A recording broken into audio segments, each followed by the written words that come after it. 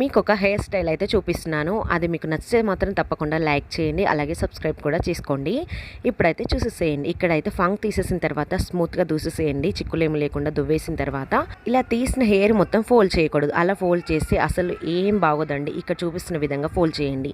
ఈ విధంగా కాస్త హెయిర్ తీసేసి ఈ విధంగా ఫోల్డ్ చేసుకుంటూ కొద్ది హెయిర్ని అందులో కలుపుకుంటూ మలుపుకుంటూ పోవాలి. ఇక్కడ వీడియో క్లిప్లో చూపిస్తున్న విధంగా ఈ విధంగా చేయండి. ఇక్కడ చూడండి ఎంత స్టైల్గా కనిపిస్తుందో. అలాగే చిన్న హెయిర్ కూడా మీకు కనిపిస్తుంది కదా, బేబీ హెయిర్ కూడా వచ్చేస్తుందండి. అలాగే ఇప్పుడు ఈ విధంగా టిక్ టాక్ పెట్టేసేయండి. ఎందుకంటే బయట కూడి రాకుండా ఉండడం కోసం, లూజ్ కాకుండా ఉండడం కోసం టిక్ టాక్ పెట్టేసి వదిలేసేయండి. తర్వాత ఇంకో సైడ్ అయితే కొంచెం స్టైల్గా తీసాను, మీకు చూపించాను కదా, అలా తీస్తే చాలా బాగుంటుంది. ఇప్పుడైతే ఎలా ఉంది చూసేసేయండి. ఈ విధంగా తీసిన తర్వాత ఇప్పుడు జడ అల్లుకోవాలి. నేనైతే సైడ్కి ఉండాలి జడ అనేసి నేను సైడ్కి పెట్టేసి అల్లేస్తున్నాను.